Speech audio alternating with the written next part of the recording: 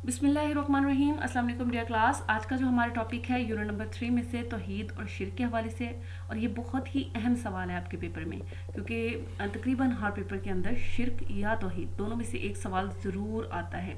जो दीन इस्लाम वाला टॉपिक है ना, उसको आप स्किप भी कर सकते हैं, उसके मेन क्वेश्चन को याद कर लें, इस्लाम की इन छोटी छोटी तारीफ़ात को याद कर लें। लेकिन ये वाला जो दो क्वेश्चन है तौहीद और शिर्क के हवाले से, ये आपको लाजमन दोनों ही करने होंगे।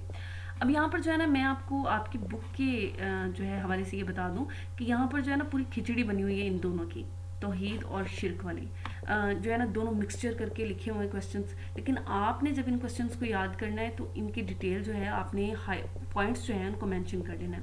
मेन पॉइंट्स जो है मैं सबसे पहले आपको बता देती हूँ तौहीद के हवाले से, कि अगर आपको ये क्वेश्चन आ जाता है तौहीद का, तो आपने तौहीद के लफ्ज़ी और इस्तिलाही मानी लिखने हैं। उसके बाद आपने जो है इसमें आ जाता है इलाह और अल्लाह का मानी, इलाह के मानी।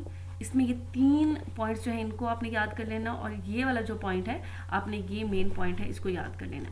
उसके बाद आ जाते हैं अल्लाह का मतलब, और यहाँ पर अल्लाह का मतलब ये लिखा हुआ है, और इसमें जो है आपने कुरान करीम में जहाँ ये बात हुई है यानी अल्लाह ताला के हवाले से, तो आपने ये याद कर लेने हैं। अब अलबत्ता यहाँ पर जो है अल्लाह जो लफ्ज़ है इसके हवाले से ये एक पॉइंट जो है ये मुकम्मल डिटेल है, तो आपने इसको अच्छी तरह देख लेना। बस यहाँ से आपने सिर्फ कोई से 2 पॉइंट्स याद करने, पूरा लेक्चर यहाँ से पढ़ने की ज़रूरत नहीं है।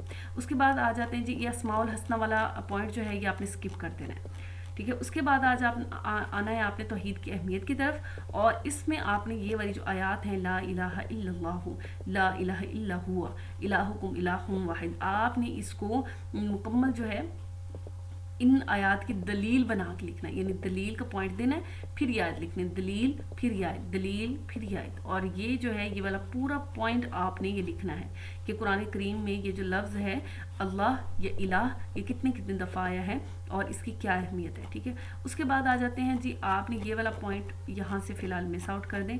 आप आ जाएँ जी पेज नंबर 86 के ऊपर, जहाँ पर लिखा हुआ अकीदा तौहीद के तकाज़े, आपने ये लिखने हैं। उसके बाद आपने लिखना है अकीदा तौहीद की बरक़ात, और फिर आपने लिखना है मज़ाहिब आलम इस्लाम की तौहीद, अकीदा तौहीद के असरात।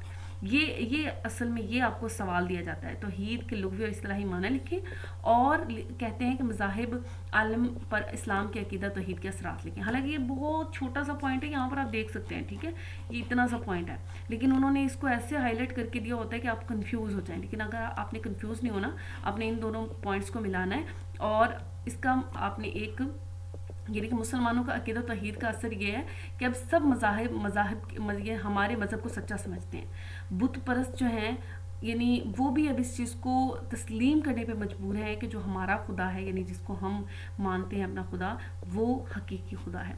बाकी उनके अपने अपने नज़रियात हैं, तो ये आप जो है मुकम्मल इसको देखें और आपको ये समझ आ जाएगी। ये असल पॉइंट है। अब आपने जो है नोट कर लिया, इन तमाम पॉइंट्स को आपने इकट्ठा करके लिखना है।